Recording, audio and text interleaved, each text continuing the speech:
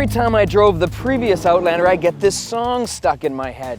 It kind of went like, nice legs, shame about the face. Fortunately for Mitsubishi, a little plastic surgery's gone a long way, resulting in a totally new look for 2007.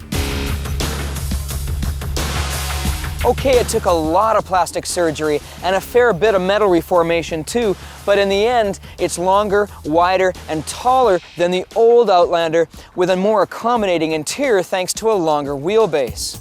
Just like most SUVs in this class, the Outlander has a liftgate that goes up nice and high and out of the way. It's easier to deal with than the ones that swing out wide.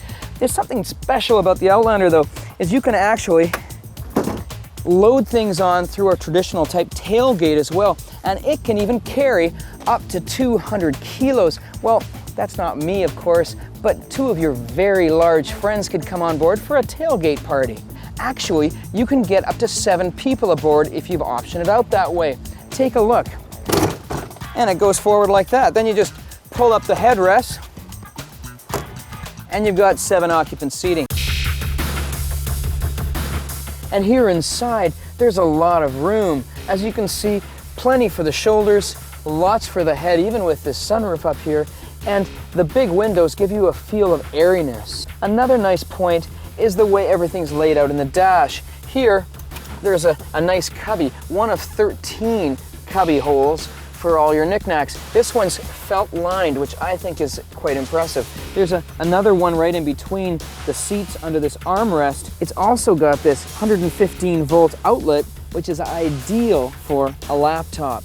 And for me, that's a deal maker. The dash plastic has got a nice grain to it, very, very attractive.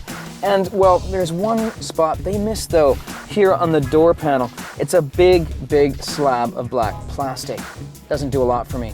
What does work for me though is this steering wheel. It's one of the nicest I've held on to.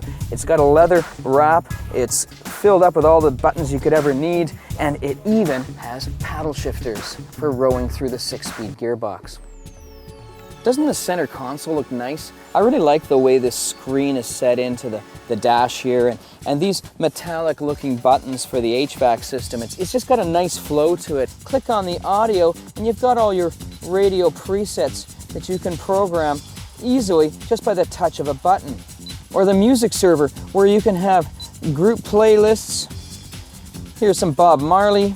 It's all sitting on 6 gigs of storage for your audio pleasure. The Outlander is one of the only SUVs in the compact class that comes standard with a V6, and while 220 horsepower and 206 pound-feet of torque might impress the performance enthusiasts in the crowd, those who are looking for, well, more environmental friendliness and the fuel economy of a 4-cylinder, they'll be left out in the cold. Okay, fuel economy is one thing, but out here on the highway, power is what rules. And the Outlander really moves along nicely, and it optimizes the engine really well when it comes to fuel economy too.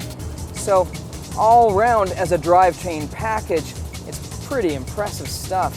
The ride's nice and smooth around town too, and the handling in these tight congested areas, it feels like a smaller SUV than it really is. And for most people, well, while we like those big, impressive-looking SUVs, when you get behind the wheel, it's kind of nice to be able to maneuver it around nicely. In my opinion, Mitsubishi's new Outlander is one of the better compact SUVs in the segment. It's got that right mix of utility, luxury, and sport that makes living with it a nice, rewarding experience. I'm Trevor Hofmann signing off for the new driver's seat.